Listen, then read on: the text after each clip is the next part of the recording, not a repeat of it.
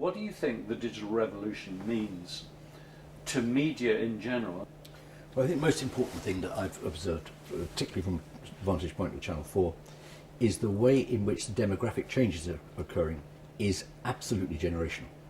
If you look at the BBC, you look at Channel 4 and you look at ITV, ITV is analogous to the red tops, and its drop-off among younger viewers, now we're talking about 16 to 35, let's say, is fairly precipitous.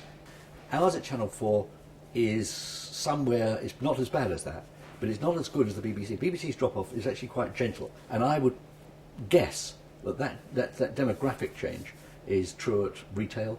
It's certainly true in the record. That's why more precipitous in the record industry. It's a young industry. Less precipitous, let's say, I would argue, if you looked at Saga.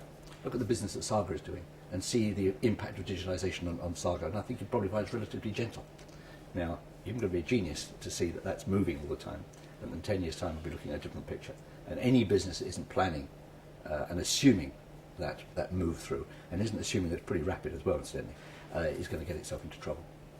You know, the only thing that bothers me about a lot of the stuff we're doing at the moment is it's essentially defensive. It's essentially attempts to hang on to what you've got. I think very interesting, ITV's development of 2 more soap operas is fascinating. It's kind of looking for a hello marketplace for itself, a hello magazine marketplace for itself, a safe place to go to protect what it's got. But if you're an investor and you're thinking 15, 20 years out, you've got to question that strategy. Well, Bebo is now a content provider. It's commissioning its own short movies in order to become essentially a television channel. Yeah. So do you see, say, ITV migrating in an opposite direction? It's an interesting question. And my answer may be a little old-fashioned, but at least it's based, sort of reasonably soundly based in history. If you'd said to me 40 years ago that the dominant American major distribution companies would remain dominant, I'd have said maybe 1 or 2. And the truth is they have, because they actually control the distribution. They know they've got those lines out there, just as the big retailers in the UK have. So I think it's going to be extremely difficult for the Bebos of the world to dislodge those channels and the reputations those channels carry with them. So I'm much more inclined to think that the Bebos will be amalgamating themselves into or utilising the services of the big supply chains. So let's just call those big TV companies supply chains. I see it going that way rather than the other, but that's purely based on my own experience of the movie industry, where counterintuitively the studios have actually strengthened rather than weakened their control of the distribution chain of the business. I thought 2 things. I thought the purchase of Friends Reunited was a brilliant purchase, and I thought they got it at a very good price, actually. I then thought that the way that they were going about exploiting it on ITV was dreadful, hopeless. And if I'd been the owners or shareholder in the deal, I would have thought, why on earth did I do this? And I'm delighted that Michael's had the wit, and people around him have had the wit, to rethink this and relaunch it, because there's no question it could be a crucial driver for them over the next 5 to 10 years.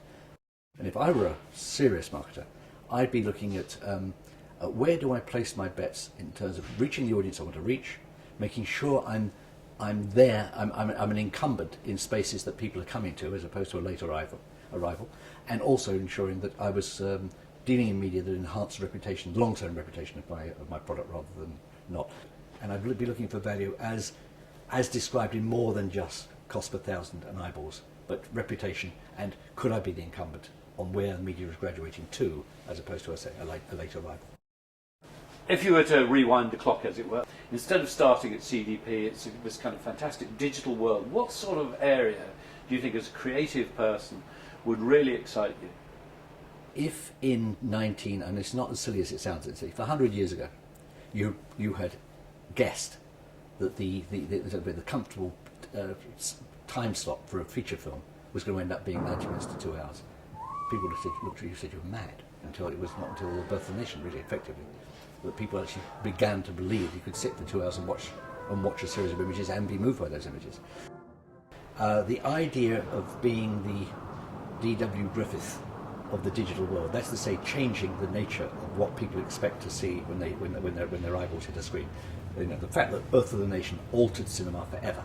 It was saying this is an amazing medium that gets people to sit down for 10 minutes and watch exploding policemen, but actually can be used for showing you, wonderful line Woodrow Wilson used, history written in lightning. He called Birth of a Nation.